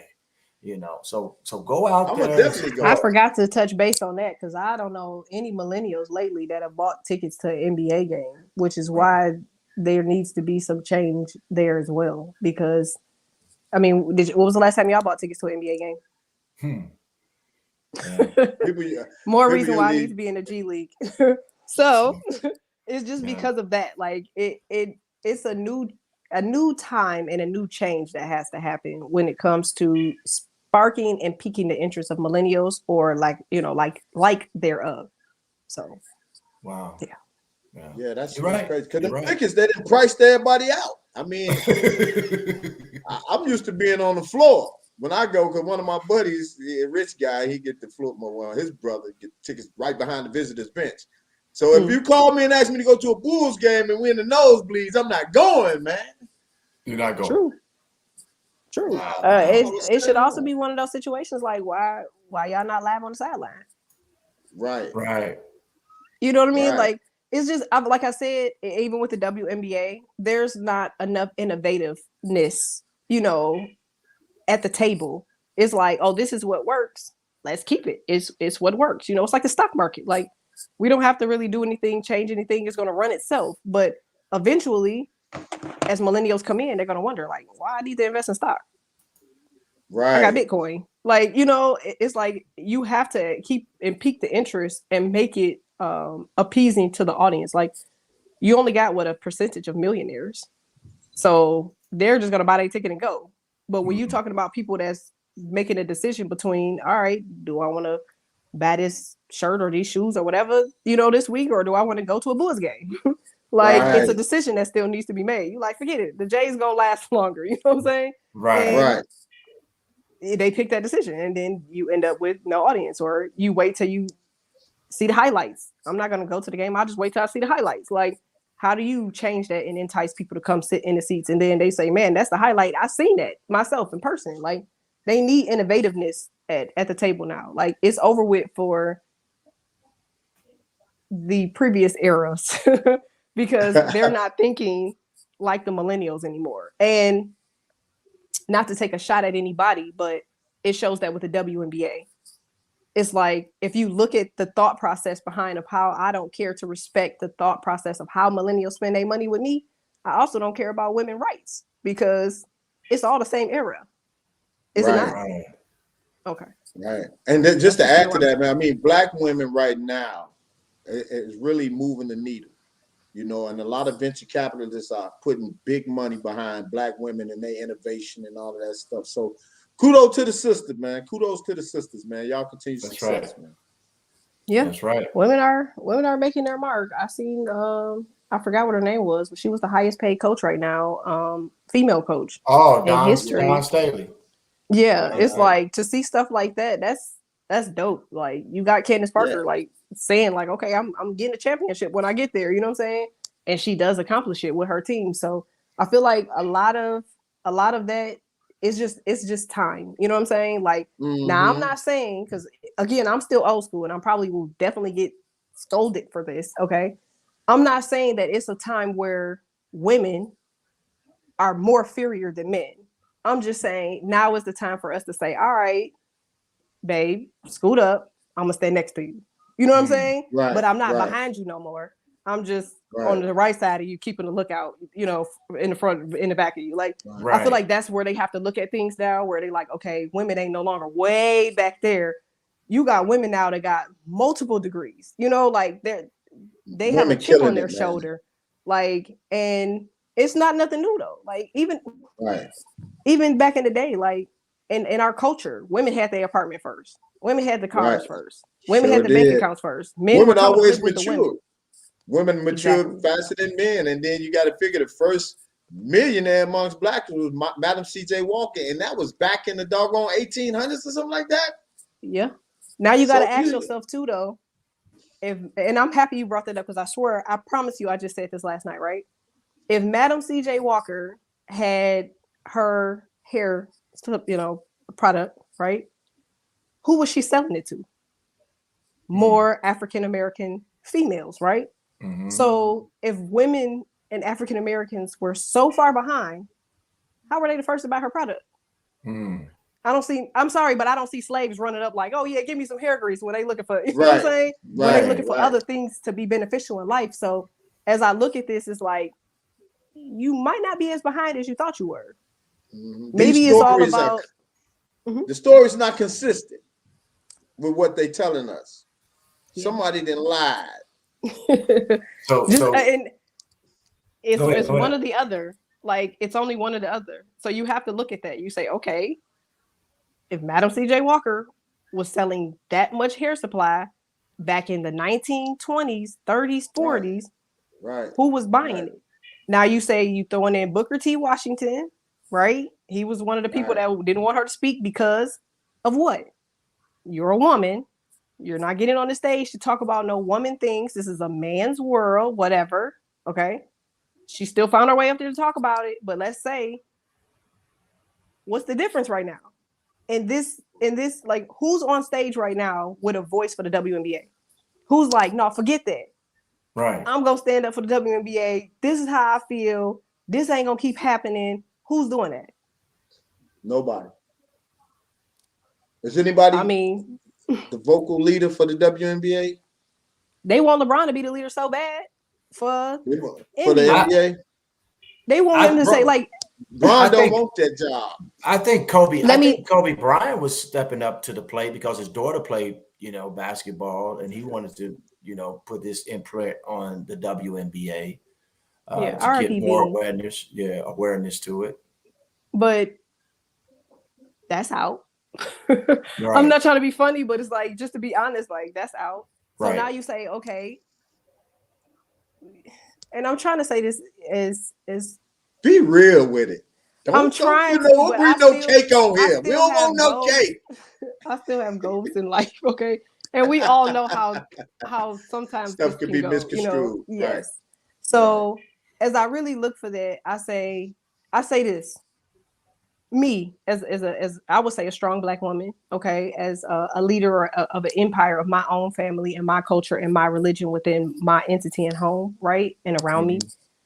I'm not looking at no damn LeBron for no advice, so they can stop trying to make him a savior. Like, that's not gonna happen. I respect LeBron like no other. Like, he's done things that most will never do, right? But when it comes to certain advice, I think that I'm gonna let him take the backseat. When we talking about guys like Kyrie Irving, right? Isn't that what our fathers of our culture taught us this whole time? Get a man that got a backbone. Get a man that's going to speak up, that's going to talk about what he don't want, what he don't like. And we are now scolding men for saying, like, I'm not going to be, like, whatever you want me to be and do whatever I want to do. Like, I'm not doing that. So as I look at this now, it's really funny because everybody wants everybody to shut up and say nothing, but everybody wants everything done. That's what I would say. So you got to do that with the WNBA too. If we all gonna shut up, then ain't nothing gonna get done. Right. But you know what? To both of you, we can talk all day. We can be on this podcast for 2-3 hours. I already know. So what we're gonna do? We're gonna do this again. We're gonna part two. We're gonna have this again. Tomorrow. RJ, said tomorrow. we could do I'm something cool like this. Because I think, RJ, you are talking about some topics, and you are a female that you can touch on things that, I'm not saying we can't, but I think you get a better understanding and a better feel of how to go about it, and I think you'd be perfect, for us to start talking about having these more conversations about, women and men, how they interact and how they become successful together, not just, the man is supposed to be the breadwinner and the women's supposed to be just sit back and just watch and cook. Right. No, that's not the case. No. I think we should talk more about that. Yeah, I think we should talk more about things like that. Last question, and I know you're trying to wrap this up. Okay. This might be, I don't know if they would consider this insensitive or not, but And I'm saying this as I'm a woman, okay? And I'm not taking any direct shots at the WNBA at all whatsoever, but Okay. it does really shock me that they didn't announce this championship more than they should have, right? Mm-hmm. But I know that some of the owners of the Chicago Sky, so I know to some degree that that's not them, you know, to a degree, small degree. But brace yourself, okay? Why is the WNBA not sponsored by like Kotex? Mm. You know what I mean? Right. Or always. Like, regardless of what we are, you know, we're still checking the box for female. So was that too feminine? Is that too feminine? It's like, oh wow, I'm so hurt because you have a tampon sponsoring, but you use tampons. Like, and I'm saying this because y'all are men, but like, you're right. And so y'all won't be able to relate to a most degree. But it's just, to me, it's like you got people that can run your organization forward, but you so choose to keep it at this level, and that's what's mind-boggling to me. Oh, you think the owners are not taking the money, not willing to take those endorsements, sponsorships? I don't feel like they even at a point where they even think to go toward that way. They're thinking male sports. This is a branch off of male sports. Like the WNBA, the NBA ain't using Kotex. So I have no reason to even think about a Kotex. I'm a man. I can't know what degree Kotex would even do for me. Do you see what I'm saying? Because I don't use them. Right. But when you look at all that a woman needs, okay, regardless of who you are, you can't just stop that. Like it's a nature process, right? You have to have some alliances for what females are. That's facts right there. No, that's facts. And y'all the number one consumers, boy. That WNBA, boy, we should be loaded with all money. I'm saying. Boy. Like, I just did research because I just had a conversation with some really big industry leaders. And I'm just like, okay, y'all send me y'all shoes, you know, which they sent me merch, which I'll be doing unboxings and stuff like that for. But when I really look at it, it's like, you got like, what, 5 women that had their own shoe? That's wow. That's not a fluke. You know what I'm saying? Like, that's not by, like, now you got to start looking at like some stuff ain't by accident no more. Like, because you're missing everything that a woman is. And even for some that might not want to say, okay, this is my life status or my life preference, you know, to be in a feminine role, right? Then let's still talk about the family part. Like, they still got families. There's so many ways to market this that if you're not, you have to really be concerned at why not. Like, it's too many avenues at this point. Like, that really did do something to me to see that the championship wasn't posted in enough time frame. And even now it's not even circulating. Like, you've seen it on like these secondary and back channel links, like third channel from ESPN. Right. Like, oh, congratulations. Yeah, because it wasn't really all on ESPN this morning, right? They didn't really cover it that much. I've been watching it all day. I haven't seen a whole lot. No. Yeah, I think that's you're right, man. You should be the commissioner for the WNBA. If they gave me that opportunity, I would take that. Yeah. If they gave me that opportunity, I would take it. And I'm not just here with it. I'm overseas with it. Yeah. Like the same way that you are an Olympic team and you playing in, you know, China and Japan for the men, right? You got Giannis for Greece for the Olympics, right? You got all these guys that are going over here. It's like, but we can talk all day, but we have more Americans and we can't identify anywhere besides America. So if that's the case, then take this American USA team over there and compete. Do that make sense? Like, right. I just think the WNBA needs new innovators, you know, new people. Because if you're thinking the same way as an NBA, you know, franchise or organization, you know, you got to change it up. You got to say, you know what, that was their lane. Now let's find our lane and let's run with it, you know. And I think that's the problem. I think they're trying to compete, you know, and I don't know how much backing the NBA is giving them or not, but when you got that NBA team coming on and you got those shoes, like you said, somebody wearing and getting paid $100 million to wear the shoes, guess what? That kid gonna go out and buy those shoes. You know, if you have Exactly. a woman's shoe and she's out there and on commercials and doing her thing, and you're gonna go buy her shoe. But if you're not doing that on that side as much, then it's gonna hurt your product. I've never heard a max contract for a female WNBA player ever. You know, Nope. Like, why is there no max contract for a female athlete? Like, women are going, like, these ladies are going just as hard as the males. Like, I've seen workouts from these ladies. Like, they going in. Like, you can put some of these ladies against some of the top guys in the league, and yeah, okay, he might be stronger, but she's still going to mentally for IQ and for heart, you know, for defense, whether she got other auxiliaries that are, you know, feminine or not, she's still gonna take a charge. She's still talking crap. You know what I'm saying? Like, I feel like they just missing the fact that everything that is taken for every male in the NBA to walk into the gym and put in work, these women are doing the same thing. Yes. Now, again, regardless of what they identify as, because you have a lot of women that are same sex, right, that are in the WNBA. So regardless of what they identify, you still putting in work. Do you see what I'm saying? And if they gonna put the work in, they need the same outcome as the NBA. I need to see a max contract for a woman by 2023. No lie. Like, at this point, what would be a wonder. max to you? Because they're not making that much. So what would be the max? You know what's funny is I don't even think it's one of them making 10 million a year. No, it's not. No, hell no, Bob. No, I think the highest paid is well, the most of the females, Diggins. Most of the females that plays in the WNBA, they used to. I don't know if they do it now. They used to just play in the WNBA to stay in shape and make their money overseas. Yeah. You know, yeah. so, Crazy, so it might be I think they're trying to change that format, because remember when Morgan Tuck was on our show, she was talking about, you know, it's a change coming. Some of the girls are now making six figures. She didn't say seven figures. She said six figures, right.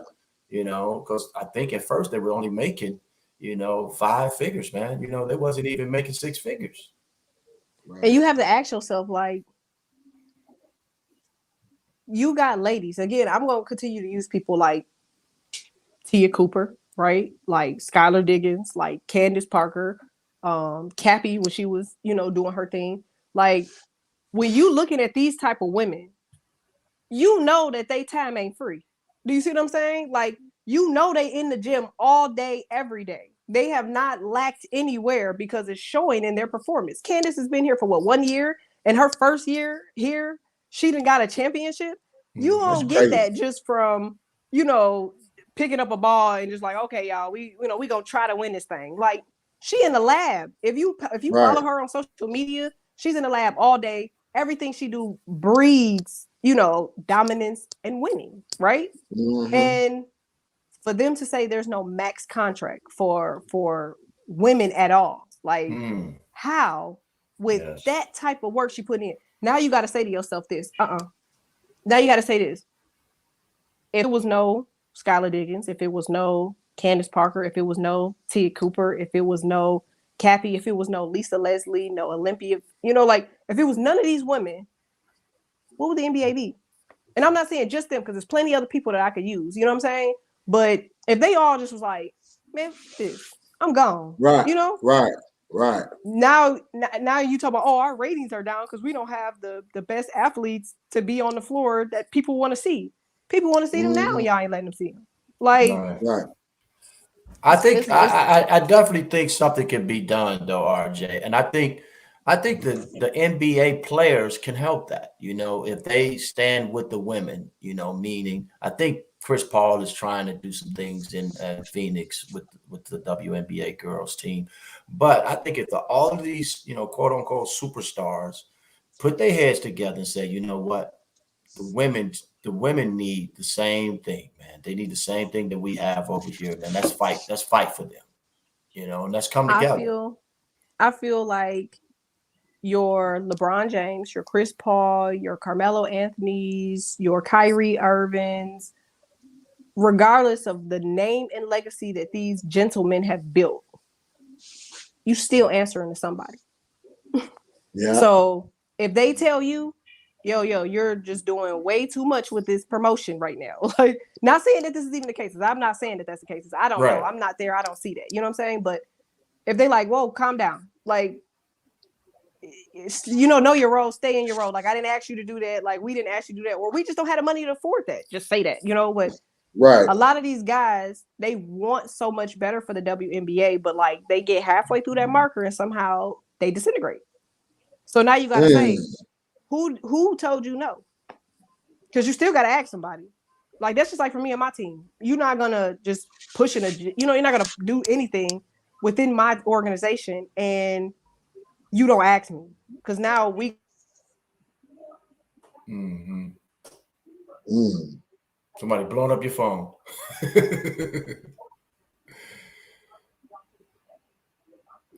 Can you hear it, Bob? No, I can't hear. Yeah, somebody was blowing her phone up. But yeah, man, that was good. That was a good one, man.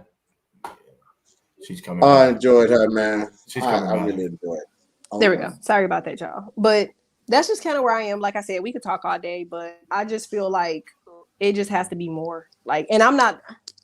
If one more person asks me how I feel about LeBron James doing something or saying something, like, I promise you, when I pray, I'm not praying to LeBron James. Like, so if they don't stop making this man the face behind the culture to make a decision, like, we don't care if LeBron is doing something. If we don't want to do it, we ain't gonna do it. You know what I'm saying? Mm-hmm. We don't care if Kyrie did it or didn't do it. We don't want to do it. Like, it's just stuff like that. Like, and if they're gonna keep doing that with the WNBA, it just makes people not want to support it. Mm-hmm. And they're gonna see a decline in the WNBA this year until it's almost a bill. Like, it's just gonna be a ran up tab for them that they gotta pay out of pocket, and nothing happens. I hope not. I mean, I really do enjoy watching the WNBA. Likewise, I like watching sports in general. Especially basketball. Mm-hmm. They're so talented, man. Are you guys? Do you guys? Your team? Do y'all live stream y'all games? Live stream them or no? Yeah, we do. When we were in the UK, we live streamed every game when we were there. Like, for our season, we didn't, because we were having like a lot of back and forth between who we were partnered with for our streaming system. And you can use your traditional Facebook and Instagram and all that stuff, but I didn't want to. I wanted to do like more like that YouTube streaming, a broadcast streaming. Like, we were partnered with Daily Motion UK at one point, and it just wasn't going how I wanted to do it. So I just was like, you know what? Until the negotiation comes out in my favor, I'm not going to promote it. I mean, I know that sounds bad, but it was just like, why am I, again, another thing that needs to be exercised is, if somebody is just not doing something in your favor, drop the whole connection. You know what I'm saying? Like, I feel like that's a lot that's going on right now behind the scenes with a lot of this stuff too. Is like, oh, well, we can't do this and we can't stream that, and we don't want to do this and we don't want to stream that because you only got an allotment of this time. All right, well, then y'all gonna stream this over here. We're gonna get somebody else to stream this over here. Do you see what I'm saying? Why does ESPN have to be the streaming service for the WNBA? Why can't Fox News be the streaming service for the NBA? You know what I'm saying? The WNBA. Like, do y'all both have to stream on the same thing? Like, no. Right. I'm glad you asked. That's real. Yeah. Well, all right. Well, let's try to do it another day, man. I'm really like excited about this. We can do this another day. Hey, pick a day. Pick a day. We Monday through Friday, baby. And talk. I just like the conversations that we have, because we don't script anything. We really don't. That's why we can talk all day, because it's like we just sitting down at the cigar bar or something and just having the conversation, and then we just take it there, So this is awesome for you to come. And we haven't had a young lady on our show to go this deep either. I mean, to touch on so many different topics and to straddle the fence on the edge of those topics. On the borderline of going over. Going over. Nah, I like that though. It's the edge. Fine line, okay. Like, I've learned my lesson of the fine line. So now, if I'm speaking on topics, I'd be like, whoa, think about it, because I have a lot of knowledge, and sometimes too much is too much. You know what I'm saying? So you have to learn again the fine line between telling somebody enough to help them fix the situation, but not too much where they feel bombarded, like, oh, you just attacked me. You know what I'm saying? So that's just kind of where I am with that. And I learned that too by being a leader, you know, for my Did team. you learn that at Harvard or you learned that in the streets? I'm gonna say more street smarts. And that's just because when you and y'all could, I don't know if y'all could contest to this or not. Like growing up, you can't brush the wrong people the wrong way. You know what I'm saying? No. Like you can't just say anything that you want to anybody. Like No. people now are way more sensitive than they were back in the day. Like back in the day, you go, you know, like you had the aunties and the cousins, they'd come to you like, let me tell you about yourself. You know what I'm saying? Or the neighbors. Right. Like now everybody's like, oh my God, like I'm just, you know, look at everything they doing. They did to poor little Dave Chappelle. Like luckily he got past that. He didn't get canceled. But you know, it's a sensitive thing right now with how we speak, but we ain't still saying nothing. I didn't know that they canceled. I didn't know that they canceled the girl who did the Harry Potter books. I did not know that. Oh yeah, I knew that because my kids were like a fan of them, and then they just stopped out of nowhere. Like because she said gender is fact. That's all she said. It is. Gender is fact, and they canceled it. Right? See, it's just this simple. You grab your birth certificate. You open your birth certificate, and there's a little marker up there that specifies gender. Now, if we were not so emotional or touchy, it would mean just that. Open up the document, look in that section. There's a check mark somewhere. That's it. Dave Chappelle. Did you watch that special? I did. And I was gut wrenched the whole time. Like, everything he was saying, I was like, oh my God, like I can't believe he said that anybody would say that. Yeah. And like and that's the way he comes from. It is. And having people, like I said, I've met people from all walks of life. Okay. Hearing their struggles is just like, man, I don't know what I would do. You know what I'm saying? Like, but one thing that I do know I would do is if it were me, own it and be proud of the skin I'm in. You know what I'm saying? Like I'm 6'1.5". Like I've walked in rooms where, like I talked to, you know, Mr. Liberty, I told you that. Like I walked in rooms where the whole room talking, you know, music playing, till you hear the scratch record, everybody turn around and just stare. And this is like more than 400, 500 people. I'm 6'4" with heels. You know, like when I'm 6'4" with heels? Yeah. When I walk into a room, it's like, you know, they're staring. So like it's nothing new to stand out, you know, and that's the perspective that I usually give is standing out ain't just, it's not a bad thing. You know what I'm saying? It's just about how you own it. So to go more into Dave Chappelle and what he was saying, not too much, but if you just stand, you know, like my mom used to say, chin up, chest out, like a peacock, like just own it. Like you just be happy. That's all I can say. Just be happy. So be happy. All right, that's it. Because I know we can talk for 3 or 4 hours. Yeah, you know, and I'm already over in my meetings. I'm looking at all the text messages. Like, are you logging on? Did you log on? I'm like, right. So RJ, we'll definitely have you back, and it was actually great talking to you too. And thanks. Wish you nothing but success too, as well with your team, with your ABA team, and. When I'm in town, I'll definitely come. I'll probably be in there sometime in November, December. Hopefully, you know, you guys have a couple of home games and I can just come by and check them out. You know, definitely. I wouldn't mind coming and speaking to the guys or you know, what have you either. So I can do that if I'm in town. I would love some. Like, I think that'd be amazing. And I appreciate it. You have no idea. And again, okay, I gotta have y'all literally look at the unboxing that I do, and then I'm letting this go. Okay. But I talked to a legend, y'all. Like I told you who it was, Mr. Liberty, but I ain't gonna tell nobody else. Yeah, they gotta go to my page, RJ White Official, to see who I'm unboxing for. And the amount of knowledge that, you know, a lot of these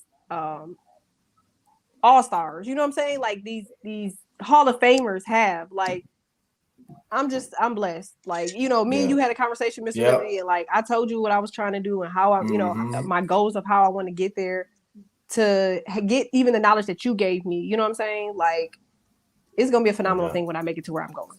So, no doubt, and I know you're going to do it too. thanks.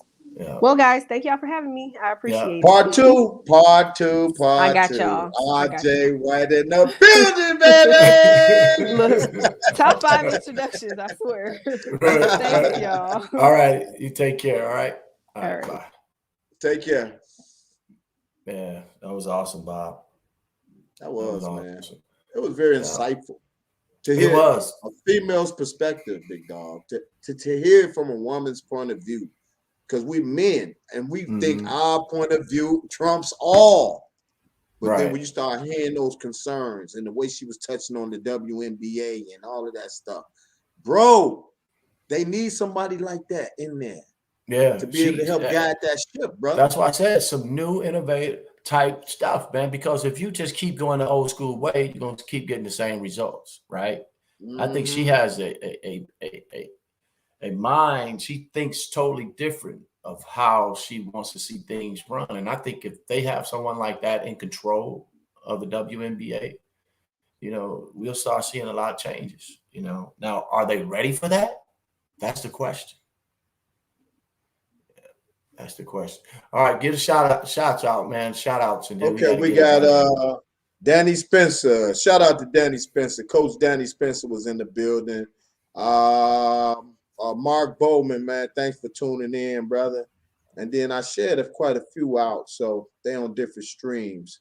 We got a few other people too, but overall, I think I see a Webster. I see a Reginald Webster. You know, tuned in. Miss Foster, she tuned in. Arthur Agee tuned in. So we have some people tuning in, and we really appreciate that too. And we're gonna eventually start going live on either our Instagram page or YouTube. So pretty soon, you guys gonna have to come switch over to that, you know, and join us over there because we're trying to do it the right way now. Since we learned a little bit more, we're trying to do it the right way where we can build up our audience and do it the right way. All right? Yes, indeed. Yes, indeed. Make sure y'all swing over there to that website, man, and get that device, man. You know, Lib say I sound like the police. You must have just got pulled over this weekend. No, what was you doing this weekend? The police pulled you over, man? No, man. Don't put that in there. I don't do anything for the police to pull me over, you know. And if he pulls me over, man, I can't. I'm not even out that much, dude. I'm in the house. I'm a homebody. Yeah, but what's up, man? Marcus Liberty in the building.